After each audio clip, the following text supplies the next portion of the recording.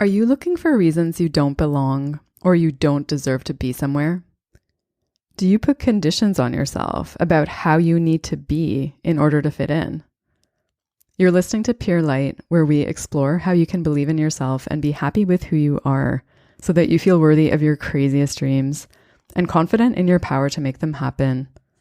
My name is Ailey. I'm a coach, writer, and Kundalini yoga and meditation teacher. This is episode 84, and it's about another form of self-rejection. So in the last episode, I talked about how we can keep ourselves stuck because when things don't work out as we'd hoped, we often look for a reason to explain it. And that reason is often something we think about ourselves. And the example that I gave in that episode was blaming your weight when things don't work out. And a day or two after I published that episode, I came across a video of Oprah talking about how she blamed her weight when something didn't work out for her. And I was just like, oh, that's so ironic.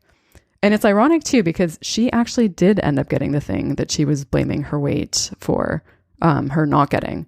So I'll put the link to that video in the show notes if you want to watch it. It's really interesting.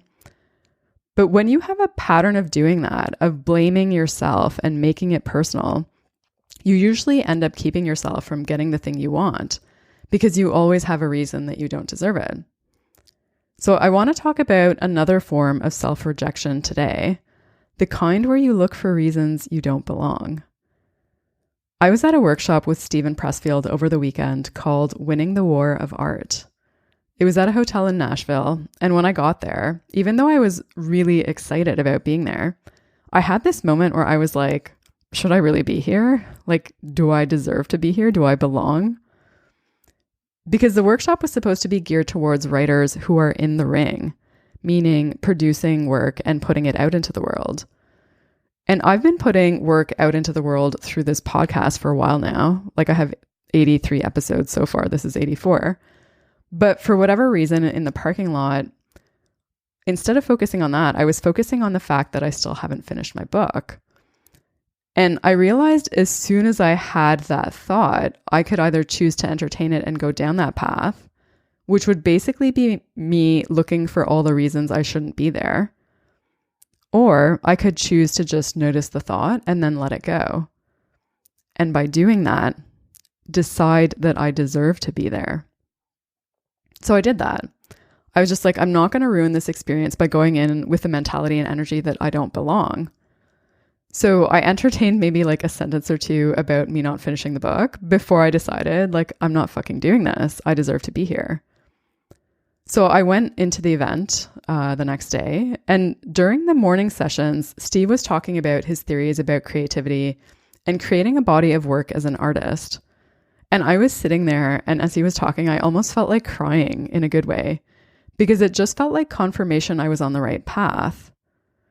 And then at lunch, I was sitting with two guys from the workshop, and one of them started talking about how he wasn't sure he should really be there because he hadn't yet started doing his creative work. He works in the medical profession.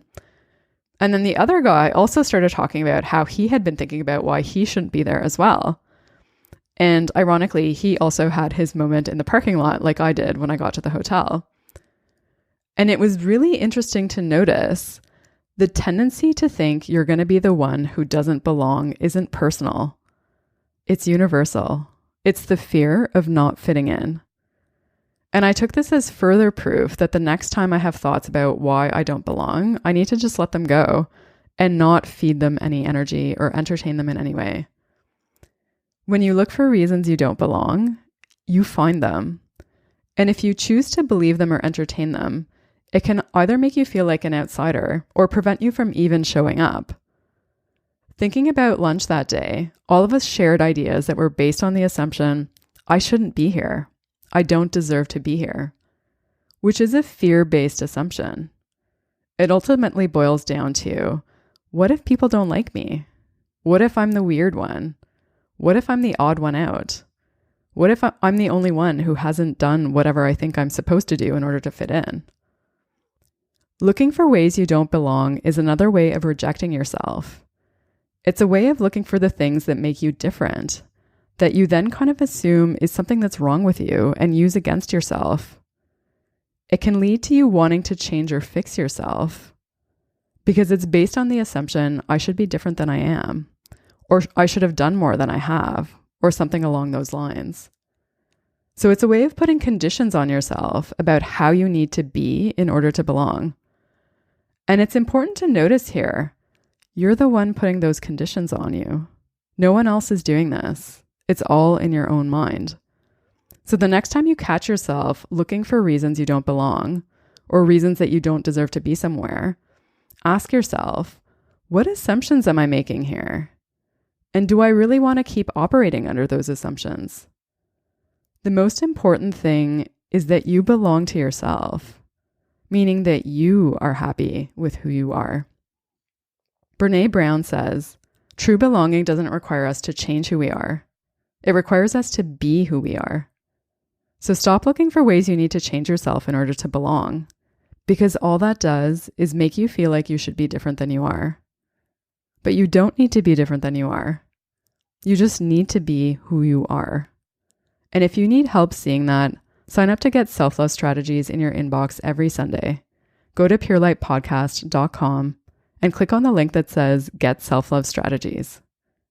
Thanks so much for listening. Until next time, may you be guided by your light.